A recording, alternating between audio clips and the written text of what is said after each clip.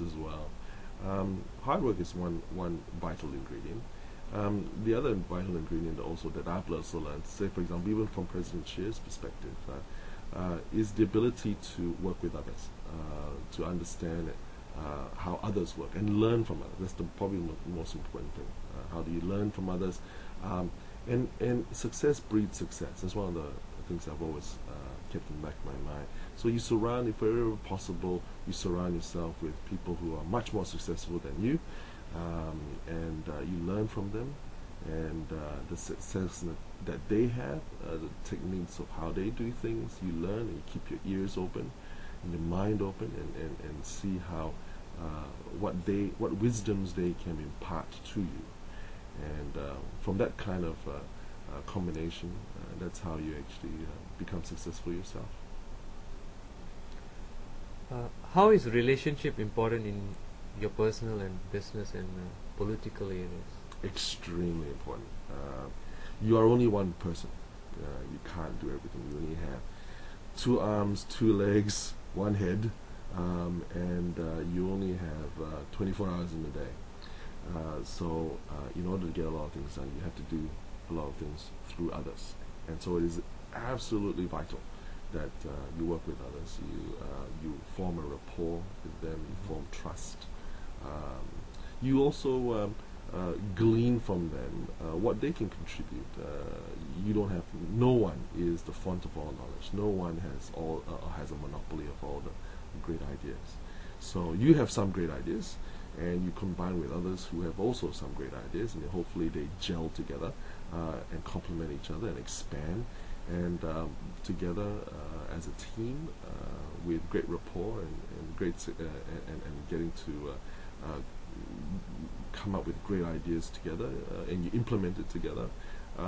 With that kind of relationship, you naturally move forward in leaps and bounds.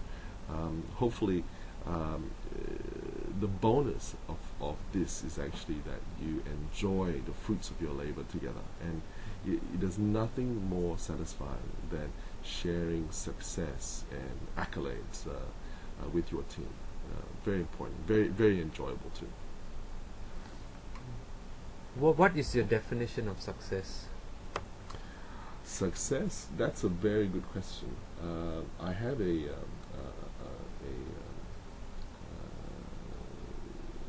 saying on my at home.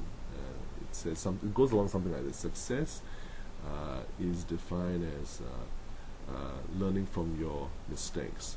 Mistakes are defined as making.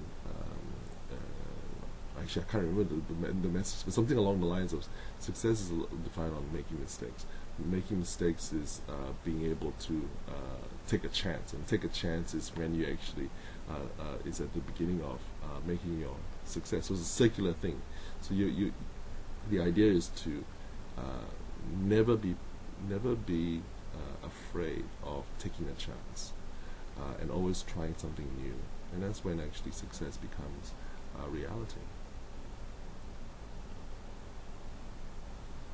On this point on taking chances, do you think entrepreneurs are important to the society?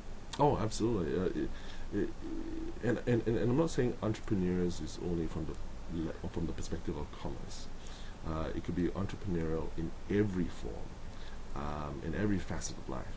If you don't take a chance, if you don't take a different approach, you're never going to change anything for the better. You need to have the ability to try something different, and that's I suppose what is defined as entrepreneurial. To try something different, try something which hopefully will pay dividends in the future. So yeah, and I think it's part of our human behavior, human psyche to always want to try something different. You have been in key business positions before. Can you share with us what is the most challenging moments in business that you have experienced, and how did you deal with it? There's so many experiences to answer that question. I suppose the ones that I suppose the one that I learned the most is actually when there has been failure or the lack of opportunity to turn it into a success. Those are the times when you learn the most, and then hopefully you will repeat a new way in the future when the opportunity arises. For example, I had this particular project. It was to bring an international conference to Australia, and my team was already late. That didn't help to begin with. But notwithstanding, we were competing against India. In fact, we were competing against India for the right to have this international conference in Australia. Anyway, unfortunately,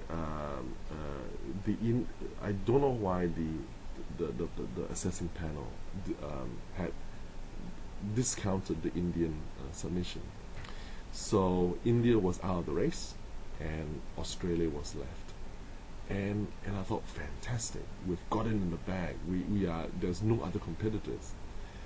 Just when you think that when you've won it, right? Just when you think we've got it won, the English put a late submission too, and the English submission was, to be honest, not as good as ours, but they won on one basic fact that we had that we did not anticipate, and that was they allied themselves with the Americans, and the Americans were the voting bloc with the Americans were the biggest bloc, and basically the Americans did not want to fly from the east coast of America all the way to Australia, so it's easy for them to fly to London. And that was a simple tactical mistake that we did, and so we learned from that. Anyway, we won it the next year. We won it the next year, but there was a simple tactical mistake, and that was we did not do our homework to the biggest fish in the community, and again, that's a great lesson. That's a great lesson to learn, that we would never repeat that ever again in the future. In this kind of times of like failure, when you face failure, where do you find your source of inspiration or strength to uplift yourself? I suppose if you know that you have not done anything. Sorry, I suppose if you think that you've done everything possible and you've never